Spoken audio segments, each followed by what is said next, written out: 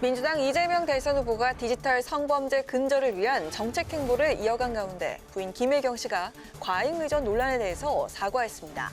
국민의힘 윤석열 후보는 문재인 정부가 김대중 노무현 정부의 계승자라고 하는 건 사기라고 말했습니다.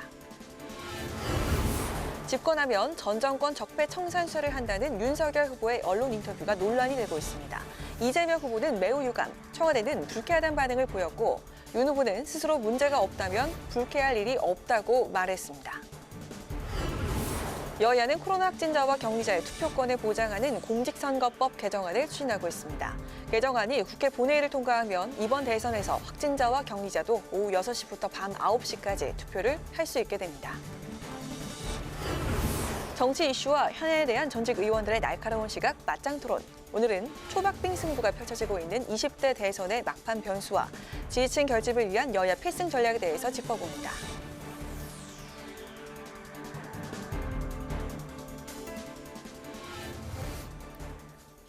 여러분 안녕하십니까? 2월 9일 의정 종합뉴스 뉴스엔 시작하겠습니다. 이재명 더불어민주당 대선 후보는 N번방 사건을 공론화한 박지원 씨와 대담을 갖고 디지털 성범죄 근절을 다짐했습니다.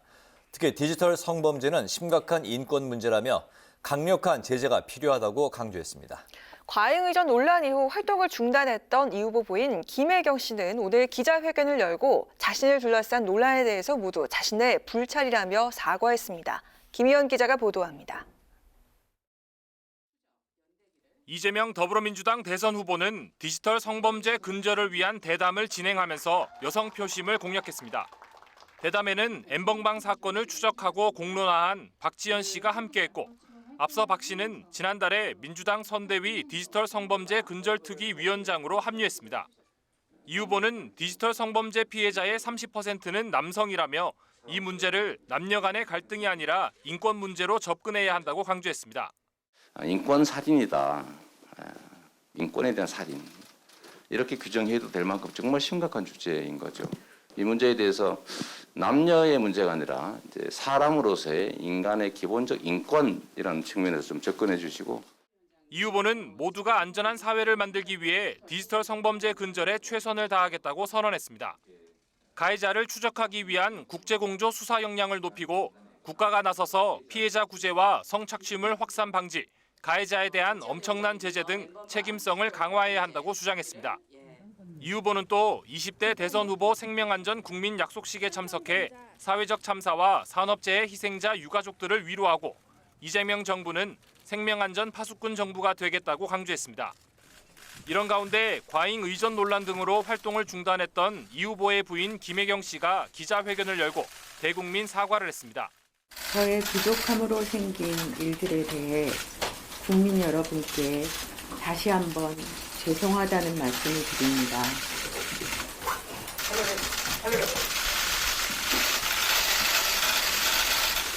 김 씨는 공사 구분을 분명히 하지 못했다며 수사와 감사를 통해 진실을 밝히고 져야 할 책임에 대해서는 선거 후라도 책임지겠다고 말했습니다.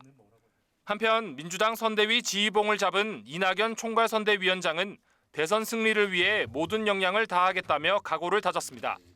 그러면서 코로나 위기를 극복하기 위해 능력과 경험을 갖춘 정부가 필요하다며 지지를 호소했고 당 구성원들에게 국민의 신임을 얻지 못할 언동은 극도로 자제해달라고 당부했습니다. 국회 방송 김희연입니다. 윤석열 국민의힘 대선 후보는 문재인 정부가 김대중 노무현 정부의 계승자라는 주장은 거짓이라고 비판했습니다. 현 정부가 정권의 정치적 이익만 내세우고 있다는 주장인데요. 이와 함께 현 정부가 가장 실패한 정책은 부동산 세제 정책이라며 대통령이 되면 신속히 개편하겠다고 밝혔습니다. 보도에 임채원 기자입니다. 문재인 정부가 김대중 노무현 정부를 계승한다는 말은 거짓이라며 현 정부를 비판한 윤석열 국민의힘 대선 후보. 윤 후보는 정권교체 행동위원회가 공개한 영상에서 노무현 정부 출신의 상식 있는 원칙주의자들은 문재인 정부와 관계하지 않거나 결국 쫓겨났다고 주장했습니다. 특히 정치적 유불리를 떠나 원칙을 지켰던 노무현 정부와는 다르게 현 정부는 정치적 이익만을 앞세우고 있다고 지적했습니다. 그러니까 노무현 정부를 구성한 사람들은 원칙이나 이런 거 없이 무조건 우리한테 이익되면은 따라야 된다는 그런 식의 그 조직 논리 같은 건 없었거든요. 근데 여기는 이제 그게 아주 강하기 때문에 윤 후보는 문재인 정부가 가장 실패한 부분은 부동산 세제 정책이라며 대통령이 되면 신속하게 제도 개편을 추진하겠다고 밝혔습니다. 대통령이 된다면 윤석열 후보와 같은 사람을 검찰총장에 임명할 것이냐는 질문에 윤 후보는 임명하겠다고 답했습니다.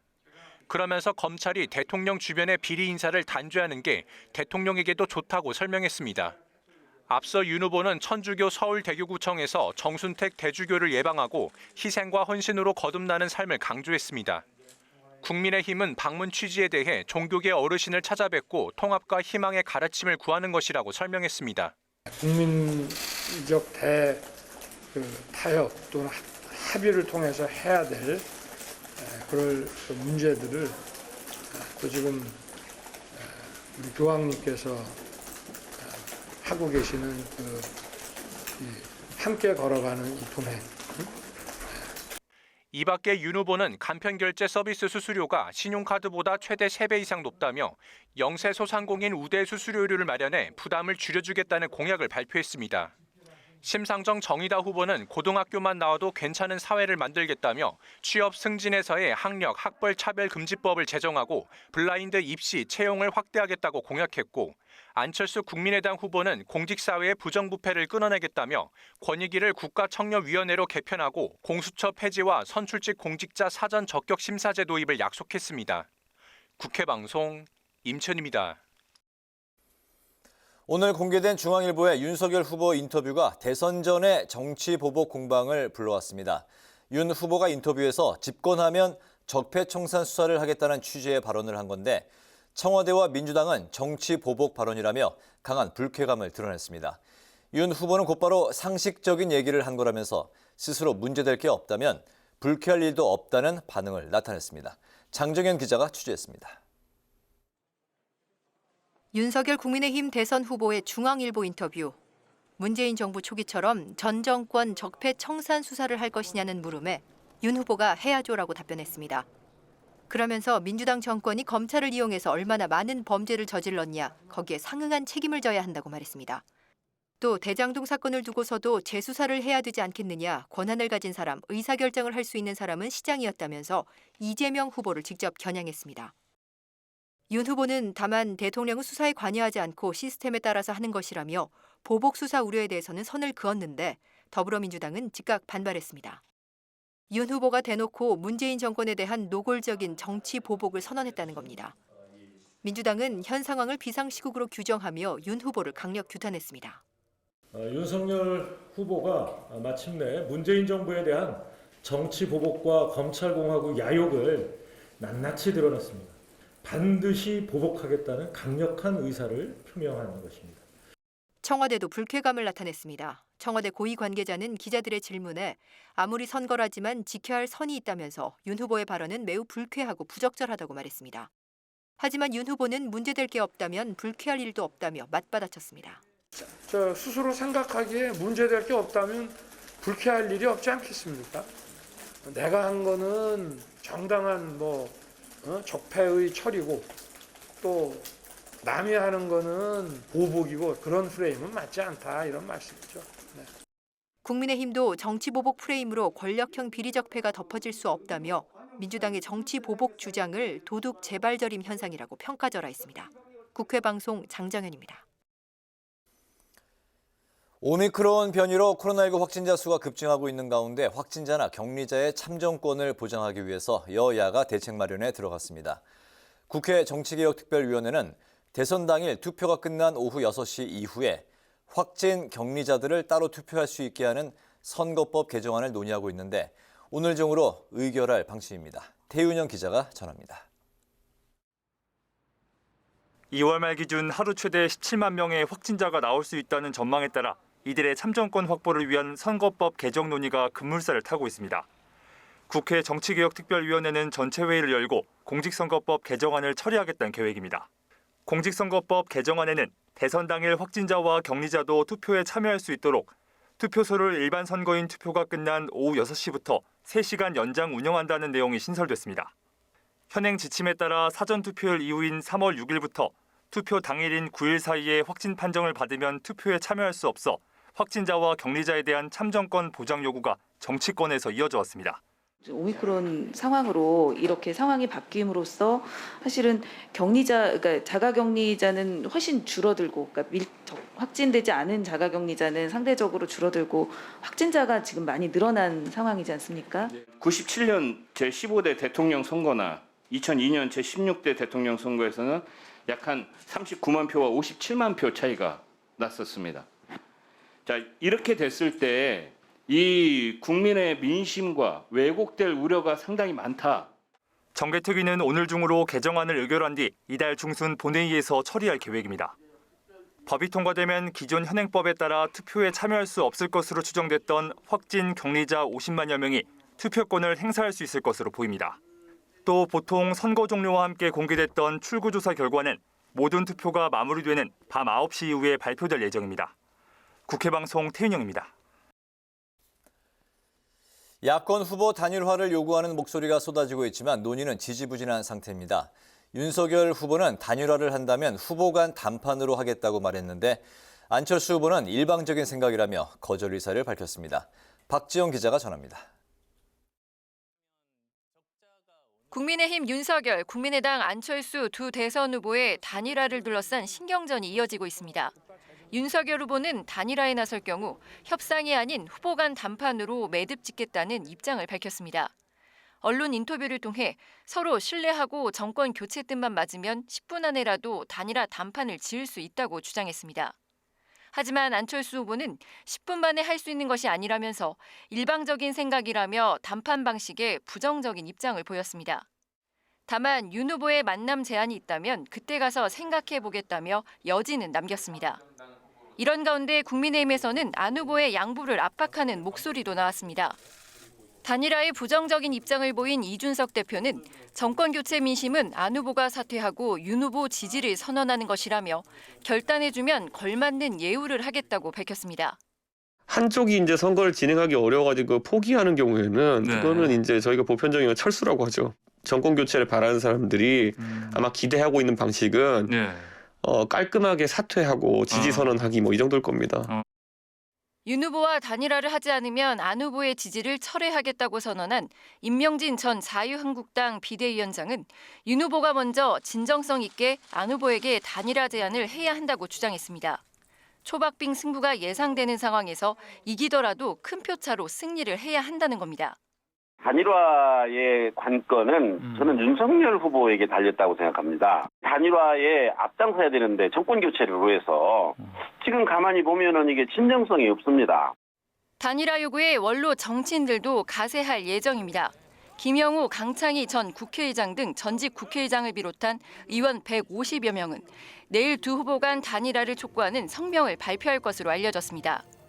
단일화 1차 시안으로 꼽히는 대선 후보 등록이 시작되는 오는 13일 이전에 두 후보가 단일화 논의에 물꼬를 틀 수 있을지 주목됩니다. 국회방송 박지영입니다.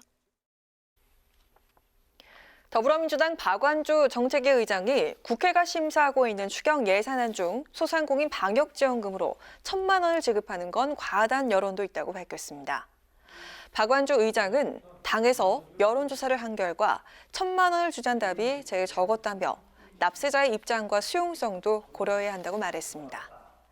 소상공인 지원 취지에 동의하고 단가 인상도 중요하지만 전 국민이 동의하긴 어려운 만큼 국회에서 여야가 논의해야 한다고 덧붙였습니다.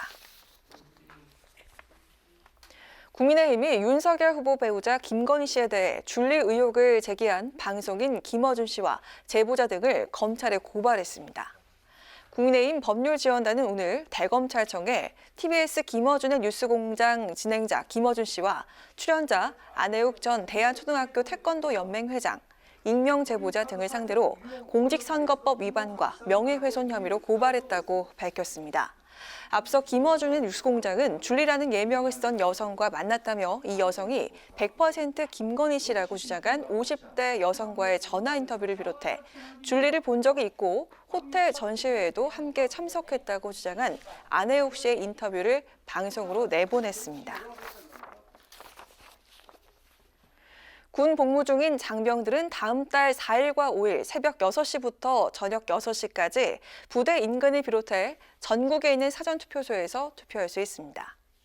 병무청은 별도의 신고 절차 없이 신분증만 지참하면 되고 부대에서 일괄적으로 사전투표를 할 수 있도록 인솔 한다고 밝혔습니다. 다만 대선 당일은 다음 달 9일엔 유권자의 주민등록지 관할 투표소까지 이동해야 투표 참여가 가능하고 특히 대선 직전인 다음 달 7일과 8일 입영 예정자는 사전투표를 하지 않으면 당일엔 투표가 어렵습니다.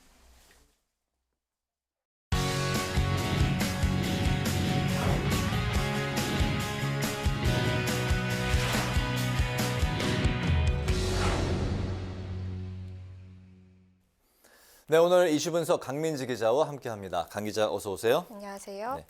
국회에서 추경안 심사가 한창입니다. 올해 첫 추경이자 소상공인과 자영업자를 위한 원포인트 추경인데요. 오늘부터 본격적인 증감액 심사에 들어갔죠? 네, 지난주 시작된 이 각 상임위 심사가 어제 마무리됐는데요. 오늘 국회 예결위가 조정 소위를 열고 이 상임위 예비 심사를 거친 사업별 최종 증액 규모를 따져보고 있습니다. 네. 2시에 시작된 소위 아직 진행 중인데 이전 사례를 볼 땐 밤 10시는 넘어야 회의가 끝이 날 것으로 보입니다. 이 산자위와 복지위 등 10개 상임위에 대해 현재 심사 중인데요. 정부가 제출한 추경안이 산자위와 복지위 증액을 거치면서 현재 54조 원 까지 늘어난 상황입니다. 네. 당초 정부가 제출한 14조 원의 추경안보다 약 40조 원 정도 늘어난 건데 기재위와 산자위에서 각각 얼마나 이게 증액이 된 건가요? 네, 원래 정부가 제출한 추경안 규모 약 14조 원이었는데요. 네. 소상공인 지원에 11조 5천억 원, 손실보상에 1조 9천억 원이 포함됐습니다. 이 현재 2차 방역지원금인 100만 원을 300만 원까지 인상했고요. 또 손실보상 지급액도 최대 500만 원까지 늘렸습니다. 여기에 산자위는 소상공인 시장진흥기금인 25조 9천억 원을 증액 의결했고 이 때문에 인당 300만 원의 방역지원금이 1,000만 원까지 늘어났습니다. 복지위는 돌봄지원과 치료 확보 예산에 3조 2,500억, 질병관리청 예산에 11조 7천억 원을 증액해서 총 14조 9천억 원을 증액 의결했습니다. 네. 하지만 정부가 이제 증액의 난색을 표하면서 여야 정 간에 이제 갈등이 계속되고 있는 상황인데, 하지만 정부가 이제 그 반대를 하는 상황이 계속돼도 여야가 쉽게 물러날 것 같지가 않네요. 네, 여야는 오미크론 변이 확산 때문에 힘들어하는 소상공인을 위해서는 이 대규모 추경이 필요하다 연일 정부를 압박하고 있는데요. 네. 민주당은 35조 원 정도를, 국민의힘은 50조 원 정도의 증액이 필요하다는 입장입니다. 민주당은 앞서 산자위에서 의결한 방역지원금 인상과 손실보상 피해 인정률 상향은 물론 그리고 특수고용 노동자와 같은 사각지대 지원도 필요하다고 강조하고 있고요. 국민의힘도 문화체육관광국과 같은 사각지대 지원과 손실 전액 보상을 요구하고 있습니다. 민주당은 특히 추경 대규모 증액에 완강히 반대 입장을 밝히고 있는 홍남기 부총리를 향해서 추경 증액 필요성을 강력히 주장했습니다. 관련 발언 들어보시죠. 네. 부총리님, 아직도 전혀 그 정부안 외에는 증액을 못 하시겠다는 입장이신가요?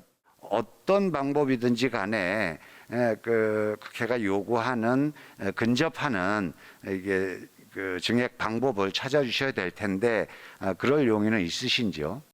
네. 여야가 오랜만에 이제 한 목소리를 이제 내고 있는 상황인데 재원 마련 방안은 아직 합의를 못한 거죠? 네, 민주당은 이 당장 추경에 필요하기 때문에 국채 발행해야 된다는 입장입니다. 네. 왜냐하면 이 정부가 추진하는 초과세수 활용은 오는 4월 결산을 거친 이후에야 사용할 수 있기 때문에 1분기 추경 재원으로 당장 활용하기는 어렵기 때문인데요. 그래서 민주당은 일단 적차 국채를 발행해 사용을 하고 나중에 초과세수로 갚는 방식을 제안했습니다. 하지만 국민의힘은 재정 건전성에 우려를 표하면서 국채 발행에 반대하고 있는 입장인데요. 대신 기존 예산의 사업에서 우선순위가 뒤로 좀 밀리는 사업들에 대해 축소하거나 없애는 본예산 지출 구조 조정을 통해서 추경 재원을 마련하자고 제시했습니다. 네. 특히 본예산에 포함된 현 정부의 뉴딜 예산을 가장 문제 삼았는데요. 관련 발언 듣고 오시죠. 예전에 했던 사업을 뉴딜이라는 이름 붙여가지고 더구나 부처별로 칸막이 두어서 이렇게 하고 있으니까 정말 답답하기 짝이 없습니다. 이 예산만 해도 33조입니다. 네. 아무튼 홍남기 경제부총리는 국가신용 등급과 인플레이션 우려를 이제 언급을 하면서 여야가 이제 합의를 한다고 해도 증액은 안 된다는 입장인 거죠? 네, 이 추경 규모가 2~3배를 넘어가는 건 감당하기 힘들다 이러면서 재차 부정적인 입장을 밝혔는데요. 네. 지난번 14조 원 규모의 추경을 할 때도 국채 금리가 이미 올랐다는 점을 지적을 했습니다. 또 피치와 같은 국제 신용평가사들의 국가 신용평가를 앞두고 있는데 이 등급 전망에도 우려를 드러낸 겁니다. 여야가 제시한 재원 마련 방안에도 부정적인데요. 이 국채 발행의 경우 이미 14조 원의 정부 추경안을 위해서 11조 원의 국채를 발행했기 때문에 부담스럽다 이런 입장이고 또 국민의힘이 제안한 세출 구조 조정도 지난달 예산을 확정했거든요. 그렇기 때문에 아직 사업이 시작도 안 했는데 지출을 깎는 전례 없다 이렇게 말하면서 반대의 뜻을 확고히 했습니다. 관련 발언 듣고 오시죠. 35조, 50조를 얘기를 하고 있는데 그런 정도 규모는 저는 수용하기가 어렵다는 말씀을 명백히 드립니다. 소상공인 지원 문제에만 국한되는 건 아니고요. 말씀드린 대로 물가에 미치는 영향이라든가 국제 시장에 미치는 영향, 특히 국가 신용 등급까지 미치고 거시 경제에 미치는 영향까지 다 고려하지 않을 수가 없습니다. 아무튼 정부의 반대가 이제 확고한 상황인데 여야 합의만으로도 추경안을 집행할 수가 있는 건가요? 네, 그렇지 않습니다. 국회가 예산 심의권은 있는데 네. 이 증액권은 없습니다. 국회가 정부안 예산안을 늘리고 싶으면 반드시 정부 동의가 필요한 건데요. 네. 헌법 제57조를 보면 국회는 정부 동의 없이 정부가 제출한 지출 예산의 각 항을 증액하거나 새 비목을 설치할 수 없다고 명시가 되어 있습니다. 결국 국회는 정부 예산을 깎을 수만 있지 늘릴 수 있는 권한은 없다는 건데요. 다만 문재인 대통령이 여야가 합리적인 대안을 내놓는다면 성심껏 검토하겠다 이렇게 긍정적인 반응을 내놓으면서 국회와 정부가 이 합의점을 어느 정도는 찾을 수 있지 않을까 하는 전망도 나오고 있습니다. 그렇군요. 하지만 이제 추경안 통과까지 현재로서는 난관이 예상되고 있는 상황인데 언제 최종 처리가 될 걸로 예상이 되나요? 네, 날짜는 아직 확정이 되지가 않았습니다. 여야가 그 본회의 처리 일정을 합의하지 못했기 때문인데요. 네. 여당은 공식 선거운동일이 15일인데 그 전인 14일까지는 추경안을 처리해야 한다는 입장이고 국민의힘은 정부의 예산안인 14조를 먼저 처리한 뒤에 나머지 증액분은 새 정부에서 새 추경으로 해야 한다는 입장입니다.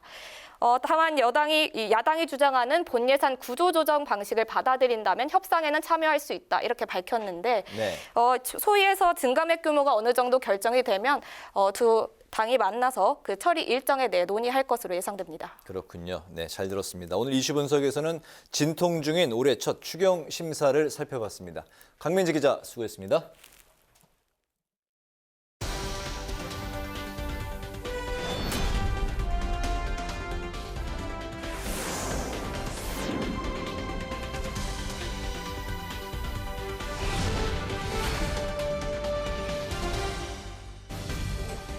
강하락의 정치톡 시간입니다. 2월 9일 시선을 집중시킨 정치 뉴스 만나보시죠. 첫 번째 정치톡은 1일, 일명, 1번입니다. 더불어민주당 선대위가 이재명 후보 지지 확산을 위해 기획한 111 캠페인이 시작된 지 하루 만인 오늘 중단됐습니다. 하루 한 명에게 기호 1번을 호소하자는 내용을 담고 있는 111 캠페인. 정철 민주당 선대위 메시지 총괄의 작품이라고 하는데요. 정 총괄은 어제 이재명은 준비된 후보, 나를 위한 후보라면서 너도 나도 하루 한 명 설득한다면 모두가 상상하는 그 일이 현실이 된다며 111 캠페인 제안 배경을 설명했습니다. 캠페인 관련 홍보물엔 범죄신고 112, 재난신고 119와 함께 대통령감 신고 111, 간절함 신고 111이라는 문구도 들어 있었는데요. 간결하고 선명한 카피로 눈길을 끈 만큼 이 후보뿐 아니라 민주당 의원들도 페이스북에 이 홍보물을 공유했고 지지층들 사이에서도 111 캠페인은 확산되는 듯 했습니다. 하지만 이 좋은 분위기 오래가지 못했습니다. 그 이유는 바로 111이 국정원 간첩신고 전화번호였기 때문입니다. 111 캠페인이 국정원 간첩신고 전화번호를 연상시킨다는 지적이 이어지자 민주당 선대위는 결국 캠페인 중단을 알렸습니다.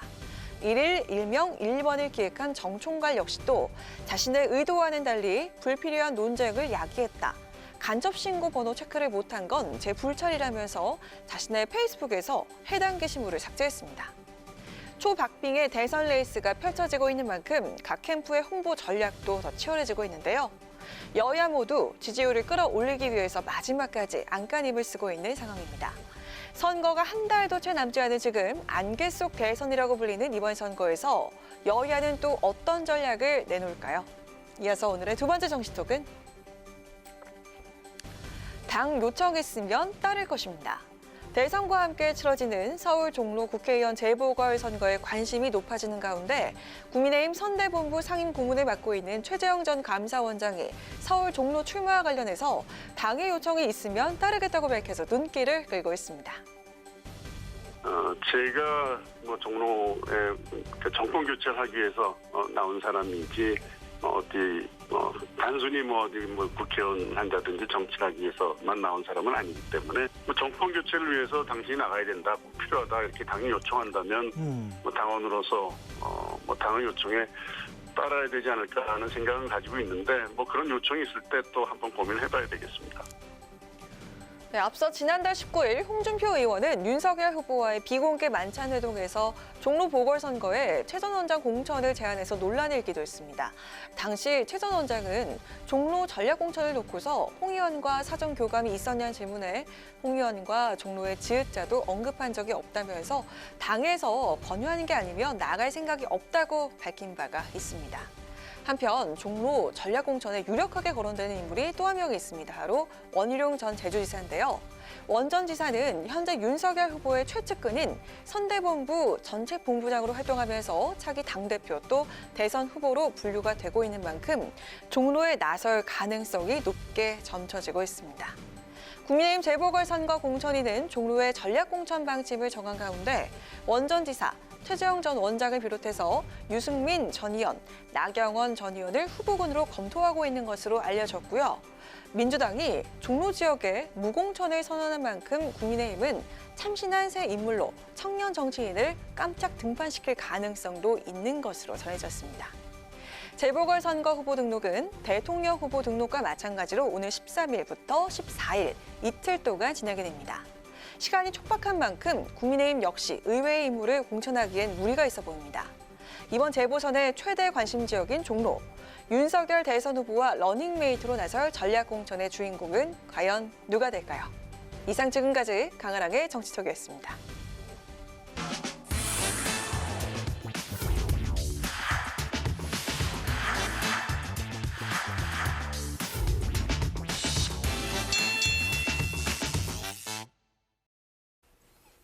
네, 이번 순서는 전직 의원들의 날카로운 시각으로 정치권 이슈와 현안들을 깊이 있게 파헤쳐보는 맞짱 토론 시간입니다. 최민희 전 더불어민주당 의원, 이현주 전 국민의힘 의원 두 분 나오셨습니다. 어서 오십시오. 반갑습니다. 네, 반갑습니다. 네. 베이징 동계올림픽에서 한복 공정 또 편파 판정 논란이 더해지면서 반중 감정이 이제 치솟고 있는데 이제 문제는 이런 반중 정서가 대선의 돌발 변수로 떠오른 것 같습니다. 왜냐하면 그 친중 이미지가 있는 여권에는 악재로 지금 작용하는 게 아니냐 이런 해석이 또 나오고 있는데요. 이런 상황 두 분은 어떻게 바라보고 계십니까? 그러니까 그러면 박근혜 정부는 반중이었나요? 그래서 중국과 전략적 동반자 관계를 맺은 정부가 박근혜 정부였습니다. 그러면 박근혜 대통령은 중국에 대해서 정서적인 의미로 그렇게 했을까요? 그게 아니잖아요. 동북아 정세와 그리고 경제적인 문제 등을 고려해서 균형 외교를 하려고 했던 거잖아요. 그러니까 저는 박근혜 대통령을 민주당이 배출하지 않았잖아요. 그래서 민주당이 친중이다, 이거는 저는 이해할 수 없는 규정. 동의할 수 없다. 그리고 동의하지 않는 규정이고요. 그리고 그것과는 별개로 중국이 힘은 있을지 모르지만 인구도 많고 경제력도 세계 2위이고 군사력도 세계 2, 3위를 다투거든요. 그럴지 모르지만 존경받지 못하는 이유가 이번에 동계올림픽 과정에서 여실히 드러났다고 생각합니다. 그래서 이게 민주주의가 얼마나 위대한 제도인지를 다시 확인하게 되는 계기이고요. 그리고 올림픽 과정에서 드러난 편파 판정이라거나 중국의 잘못된 행태에 대해서는 저는 모든 국제법상의 제도적 장치를 이용하여 시정하려는 노력이 정부 차원에서 진행되어야 한다고 생각합니다. 네, 어쨌든 그 베이징 올림픽에서의 중국의 이런 그 문제점들이 여당, 그 민주당 이재명 후보에게 불리한 상황은 결코 아니다라는 그런 말씀이시죠? 아니 그런 평가를 하는 것이 네. 너무나 정략적이라고 보입니다. 네. 네. 근데 이제 민주당이 친중인지 뭐 이런 부분들에 대해서는 여러 가지 반론들이 있을 수 있는데 확실히 이제 문재인 정권이 이제 친중 정권이었다라는 그런 이미지를 갖고 있는 건 맞고요. 제가 봤을 때는 물론 박근혜 정권도 좀 다소 그랬습니다. 어떻게 보면 박근혜 정권도 굉장히 전략적 동반자 관계로 중국하고 사이가 좋았는데 또 그런 것들이 박근혜 정권 말기에 가면서 좀 비판의 이제 대상도 됐었고요. 그래서 이제 이미지 대중의 이미지 속에서 보면 어쨌든 지금 현재 중국에 대한 이미지 굉장히 안 좋은데 사실 이것이 이제 민주당의 잘못이다 아니다를 떠나서 어쨌든 현상 자체는 저는 민주당한테 좀 불리한 어떤 영향을 미칠 수도 있다라고 생각을 하고요. 다만 여기서 이제 우리 당이 우리 후보가 이제 지나치게 이것을 이용해서 막 이렇게 반중 메시지를 던지고 이러고 있지 않습니까? 이제 그 부분에 대해서는 좀 조심스럽게 봐야 된다. 왜냐하면 어차피 이제 대중들은 즉자적으로 반중적 정서들에 호응을 할 수는 있지만 네. 결국 대통령 선거를 한다라고 했을 때 대통령을 뽑는다라고 했을 때 이게 지나치게 또 반중 내지 친중 이런 것들이 좋은 건 아니거든요. 왜냐하면 중국하고의 경제 교류라든가 무역의 규모도 있고요. 그래서 저는 뭐 개인적인 생각입니다만 굳이 우리가 어차피 그런 이미지가 대중들 속에 어느 정도 있는데 반중과 같은 그런 이제 강력한 메시지를 너무 경솔한 메시지를 낼 필요는 없다라고 저는 개인적으로 생각합니다. 네네.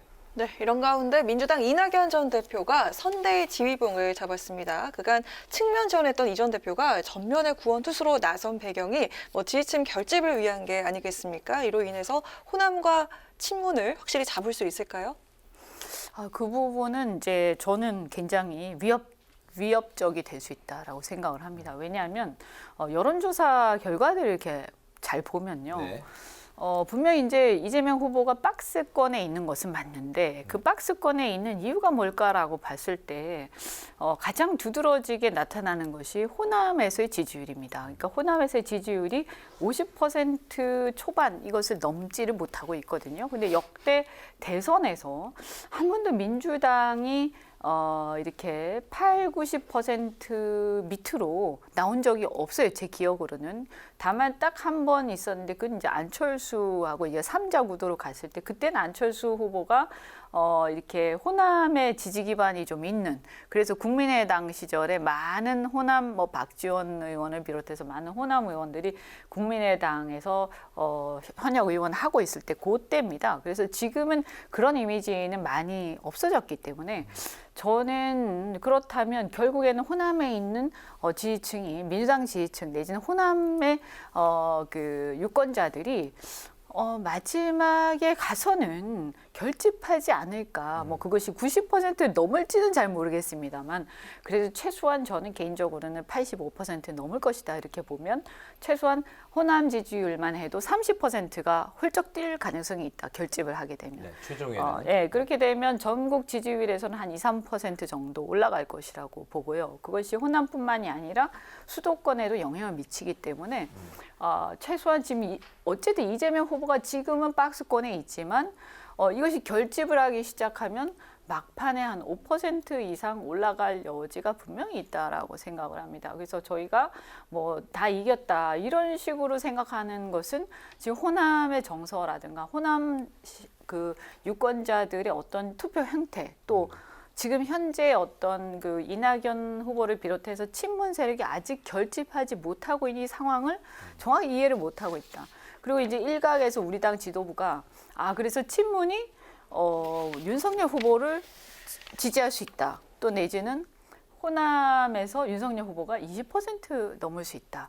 물론 저희 희망 사항입니다만 저는 냉정하게 봐서 굉장히 그럴 가능성이 희박하다라고 생각을 합니다. 그래서 굉장히 위협적이다. 이낙연 후보가 특히 총괄선대위원장을 맡아서 같이 다니는 것은 저는 굉장히 걱정스럽게 저희가 봐야 된다고 봅니다. 현재 호남 지지율이 50%대에서 최종 대선 당일에는 80%까지 훌쩍 뛸 수가 있다. 뭐 그렇게 예상을 하고 계시네요. 네. 그냥 그건 뭐 일반적인 분석이라 동일하고요. 그거보다 이제 중도층에 영향을 주리라고 보죠.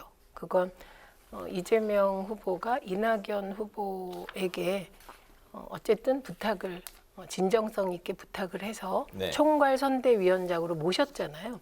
근데 이제 늘 드리는 말씀인데 그 과정이 매끄럽다는 거예요. 그러니까 이재명 후보의 정치력을 봐주시는 또 분들이 계시겠죠. 그래서 판 하나가 흔들렸다고 봐야죠. 일단 호남이 사실 그 호남판을 흔들기 위해서 굉장히 국민의힘 공을 들였죠. 김종인 위원장부터 그리고 손편지까지. 근데 네. 그게 별로 효과가 지금 안 나타나고 있는데 이낙연 선대위원장, 총괄 선대위원장이 들어옴으로써 지금 말씀하신 거 플러스 중도에도 영향을 주겠죠. 네네. 한 말씀만 더 덧붙이면 네. 사실 호남에 우리가 공을 들였다고 사람들은 얘기를 하고 또 그렇게 생각을 합니다만 호남의 어떤 정서라든가 호남의 어떤 소외감 또는 이런 부분들은 또 현재 이제 정치 지형에서 벌어지고 있는 어떤 지역적 패권주의나 이런 거에 어떤 그 뿌리가 굉장히 오래됐고요. 그것이 뭐 일시적으로 한 1, 2년 동안 공들인다고 해서 달라질 수 있는 성격은 아니고 저는 굉장히 인내심을 가지고 해야지 그걸 당장 뭐 이렇게 좀 몇 번 갔으니까 확 오를 것이다. 이것은 전혀 호남에 대한 이해가 부족한 상황, 그런 인식이라고 생각을 하고요. 그리고 말씀하신 대로 어쨌거나 또 통합의 이미지. 어쨌든 대통령이라는 것은 국민을 통합해야 되는데 우선 당내 통합이 안 되는 상태에서 국민을 통합하겠는가.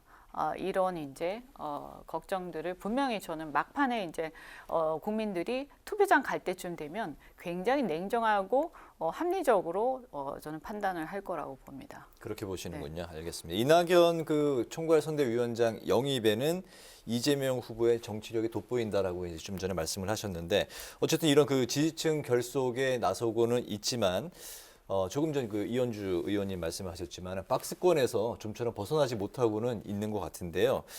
이런 상황에서 그 이재명 후보에게 어떤 특별한 그 묘수가 필요한 상황인지 현 상황 어떻게 진단하고 계십니까? 그 선거 막바지에 가면 묘수 없습니다. 근데 그 박스권을 제가 아까 판 하나가 흔들렸다는 말씀은 그 박스권에는 사실 다 갇히게 되죠.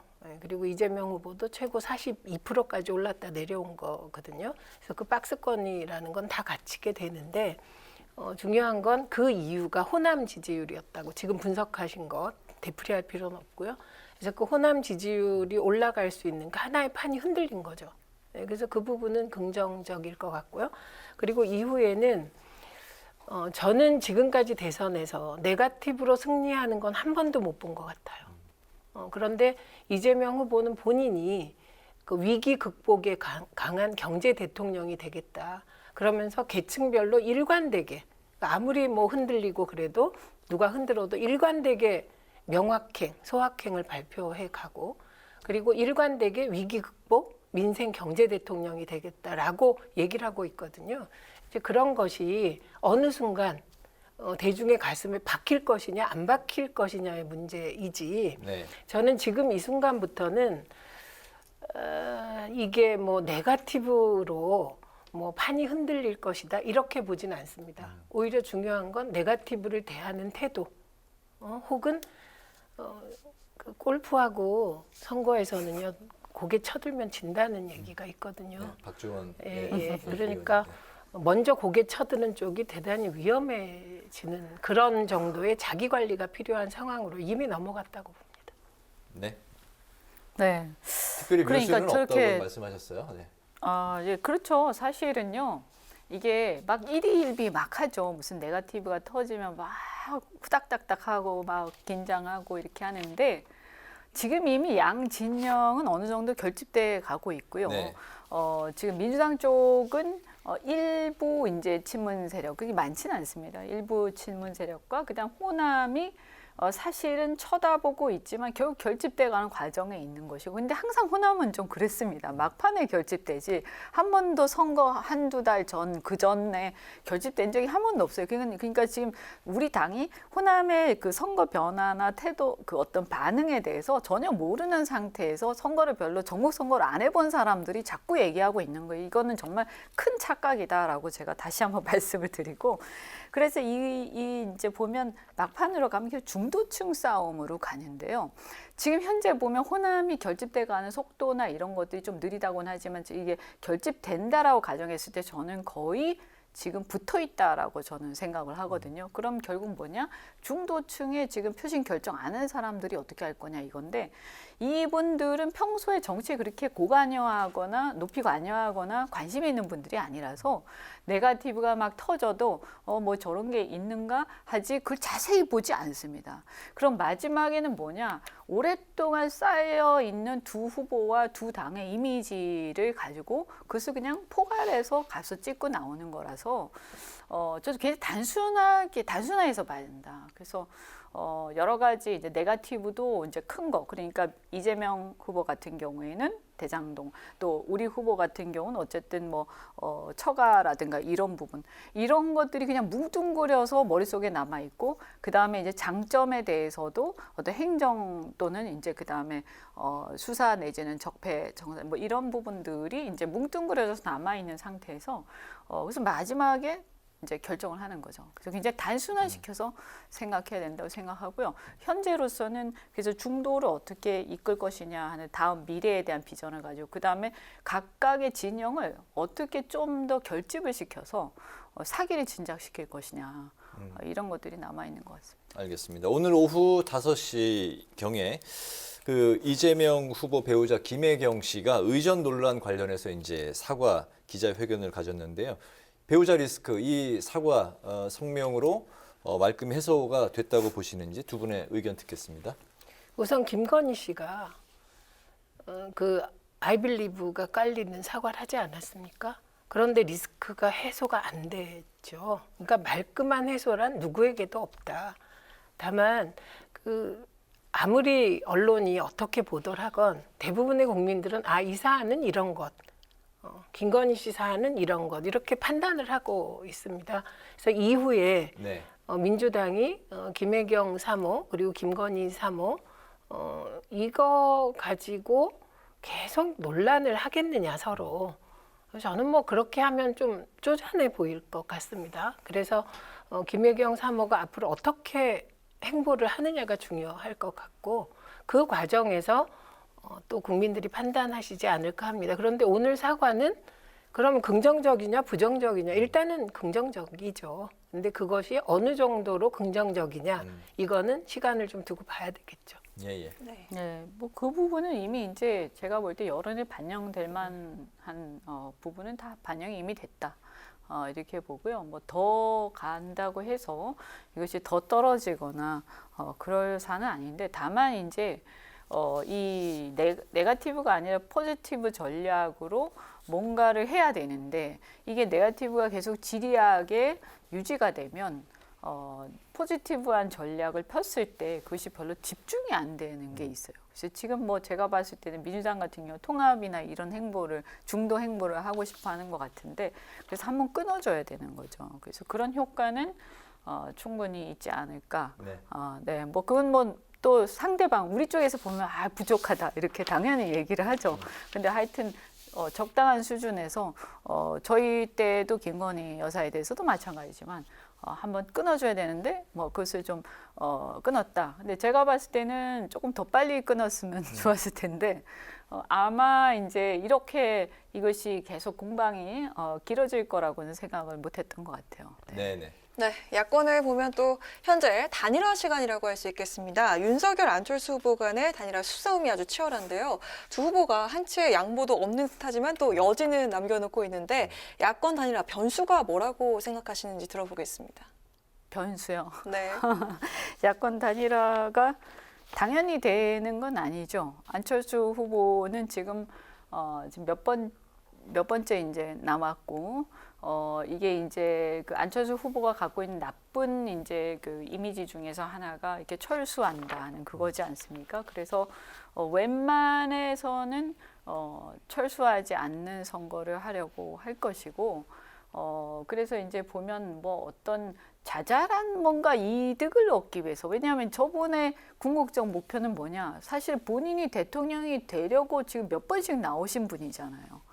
끊임없이 지금 뭐 한 세 번 정도 나오셨는데 그리고 굉장히 대통령이 되어서 자기가 원하는 국정을 펴고 싶은 욕망이 강하신 분인데 저분한테 어떤 자잘한 거를 주고 그냥 이번에 그냥 또 철수해라. 그래서 다음에 잘못 이미지가 형성되면 철수하는 이미지가 완전히 고착화되면 다음에 나오기도 어려워질 것이고 그 다음에 비전이 없을 텐데 그래서 그 정도를 가지고 단일화가 되겠느냐. 저는 개인적으로 봤을 때는 단일화가 되려면 상당히 이번은 어렵더라도 적어도 이번에 가능성이 조금이라도 있다. 그 다음 플러스 다음 혹시 안 되더라도 다음번에 될 수 있는 교두보를 확실하게 마련할 수 있는 어떤 장치가 이것으로 확보가 될 것이다 하는 생각이 들었을 때 조금이라도 관심을 가지지 않겠냐 이렇게 봅니다. 그래서 상당히 쉽지는 않은 것 같다. 또 더더군다나 왜냐하면 최근 들어서 일부의 여론조사에서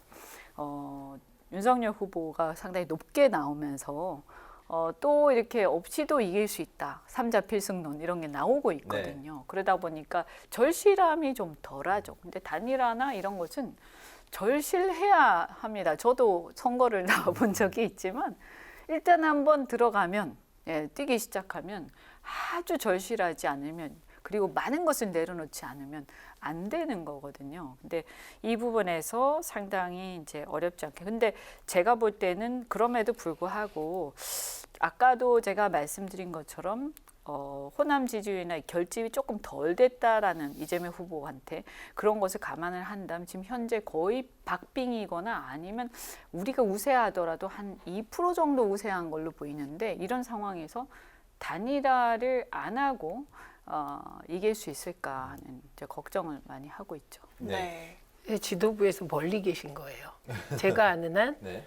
국민의힘은 지도부도 그렇고 이준석 대표도 그렇고 후보도 그렇고 단일화가 아니죠.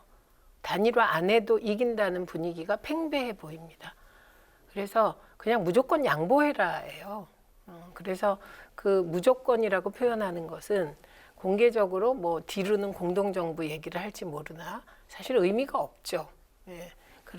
그래서 단일화 안 해도 이긴다가 팽패해서 샴페인을 이미 터뜨리고 계신 것으로 보입니다. 그래서 제가 늘 안철수 후보의 15% 기준을 얘기했었는데 그 안철수 후보가 14%, 3%, 그 15%, 16% 뭐 이렇게 되지 않는 한 아름다운 단일화는 없고 굴종적인 항복을 요구하는 지금 그런 단계로 넘어왔습니다. 그래서 그리고 저 단일화가 돼도 큰 의미가 없죠. 그리고 지금 말씀하신 우리가 사실 프로테이지 가지고 얘기를 합니다만 그게 나중에 보면 참 부질없는 분석일 때가 많거든요. 그래서 지금 국민의힘은 3자 필승론 혹은 4자 필승론이죠. 심상정 후보는 고정 변수니까요. 그 과정에서 안철수 후보가 뺏어가는 표를 심상정 후보 이하로 떨어뜨리는 걸 목표로 가고 있는 것으로 보입니다. 예, 하여튼 뭐 저는 이제 뭐 말씀하신 게 완전히 틀린 얘기는 아니고 저희 지도부에서는 3자 필승론 계속 외치고 또 실제로도 굉장히 걱정되는 수준으로 얘기를 하는데 네. 그런데 이제 제가 볼 때 안철수 후보가 10% 밑으로 내려가기는 그걸 우리가 그냥 믿고 있기에는 지금 현재의 선거 구도 자체가 이렇게 양비론적인 인식을 갖고 있는 유권자가 굉장히 많다. 그래서 이렇게 그 유동층이 굉장히 많은 선거이기 때문에 투표장 들어가서 사실은 제3후보를 안철수 후보를 선호해서 찍는 경우도 있겠지만 일종의 지금 현재 두 후보에 대한 비토의 의사표시로서 찍을 가능성이 상당히 저는 있다고 보고요. 네. 그래서 이런 상황에서 어쨌든 간에 어쨌든 이게 선거에서는요, 이렇게 교만해지면 지는 거거든요. 네, 알겠습니다. 네. 네, 여기까지 듣겠습니다. 네, 집권시 문재인 정부에 대한 적폐 청산 수사를 하겠다. 윤석열 후보에 한 인터뷰 발언에 여당은 물론이고요. 청와대가 불쾌감을 드러내면서 오늘 정치권이 시끌했습니다. 이와 관련은 이재명 후보와 윤석열 후보 목소리 듣고 이야기 이어가겠습니다. 듣기에 따라서는 정치 보복을 하겠다 이렇게 들릴 수 있는 말씀이셔서 매우 당황스럽고 유감스럽게 생각합니다. 그래서 새 정부가 또 들어오면은 자연스럽게 전 정부에 있었던 일이 적절한 시차가 지나면서 폭발이 되고 문제가 될 때 정상적인 사법 시스템에 따라서 이루어지게 되어 있다. 특별한 의미를 둘 필요는 없습니다. 그래서 그거를 보복이라는 프레임으로 하게 되면은 내가 한 거는 정당한 적폐의 처리고 또 남이 하는 거는 보복이고 그런 프레임은 맞지 않다 이런 말씀이죠. 청와대에서 불쾌하다는 입장을 내셨어요. 스스로 생각하기에 문제될 게 없다면 불쾌할 일이 없지 않겠습니까? 네, 어쨌든 이 발언에 대해서 여당은 노골적인 정치보복 선언이다라고 이야기를 했고요. 윤석열 후보 본인은 그런 식의 해석은 내로남불식이고 문제가 없으면 불쾌할 일이 전혀 아니다라는 입장인데 두 분의 그 해석 한번 듣겠습니다. 우선 저는 대한민국의 대통령 선거 사상, 지금 현재 정부를 내가 수사하겠다라는 말을 한 사람 처음이세요. 다 저런 건 수사하겠냐고 물어봐도 아이 그러지 않겠다. 정치 보복 안 하겠다. 이렇게 얘기를 하는 거거든요. 네. 근데 저 말이 나온 배경이 저는 중국과 관계가 있다고 생각합니다. 윤석열 후보가 중국에 대해서 노골적인 협중 정서를 선거에 이용하고 있죠. 그런데 문재인 정부의 핵심 인사가 뒤로 중국에 사과했다. 이게 언론이 별로 안 다뤄서 그런데 이게 얼마나 큰일입니까? 앞으로는 중국 혐오를 정치에 이용하면서 뒤로는 중국에 사과를 했다는 거예요. 이 이중적인 행태. 만약에 이재명 후보가 그랬다면 나라가 뒤집혔겠죠. 그럴 만한 사안입니다. 그게 가슴에 뼈에 박힌 게 아닌가 싶어요. 저분이. 정말 아픈 데를 찔린 것 같고. 그래서 저 말의 배경이 된 것 같은데 우선 첫째는 교만의 극치를 보여주는 겁니다. 고개를 너무 일찍 드셨어요. 그리고 저는 박지원 대표님 말이 잘못 나왔는데 너무 고개 일찍 드셨고요. 두 번째는 그 적폐라는 단어의 뜻을 잘 모르시는 게 아닌가. 적폐는 오랫동안 쌓여왔던 그 모순을 얘기하는 겁니다. 그래서 문재인 정부가 했던 건 적폐 수사 맞죠. 그 오랫동안 쌓여온 거, 적폐 청산이 국민적 요구인 거. 그래서 해방 이후부터 지금까지를 막 얘기하기도 하고 그랬거든요. 그런데 문재인 정부의 적폐 수사를 한 분이시잖아요. 그러면 그 윤석열 전 총장 혹은 중앙지검장이 했던 적폐 수사도 수사 대상이 됩니까? 그러면 셀프 수사 하시겠다는 겁니까? 그러니까 정말 잘못하신 거예요. 그리고 정말 내로남불인 거예요. 본인이 한 적폐 수사만 정당하고 다른 검사들이 한 수사는 다 잘못됐고 지금 이런 태도인 것이거든요. 그래서 너무 언론이 봐준다고 저렇게까지 하시면 저건 정치보복 공개선언이고 공개천명이거든요.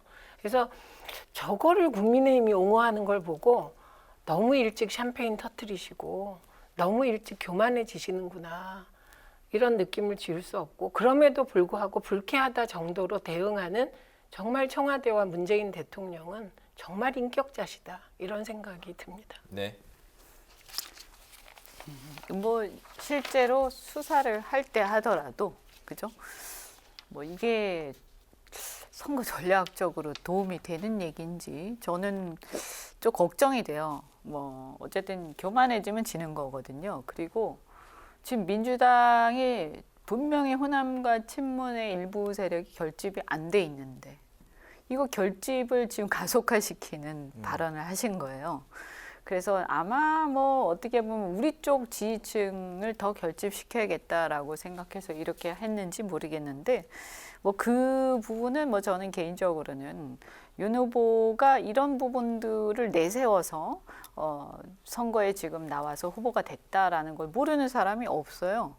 그런데 굳이 뭐 얘기해서 자극하고 그럴 필요가 있겠냐. 그리고 더 나아가서 또 어떤 빌미를 줄 수가 있냐면 수사라는 것은 어쨌든 적법한 어떤 단서가 있을 때 하는 거기 때문에 또 더더군다나 수사를 하시던 분이 아니라면 모르고 그렇게 정치적인 수사를 그런 용어를 쓸 수가 있겠구나라고 할 텐데 검찰총장 하셨기 때문에 사실 굉장히 걱정될 거예요, 사람들이. 그래서 수사에 대한 얘기 검찰총장 하셨기 때문에 조금 그 얘기는 남들보다도 오히려 좀 안 하시는 게 좋겠다. 제가 건사랑으로부터 고발을 당했어요.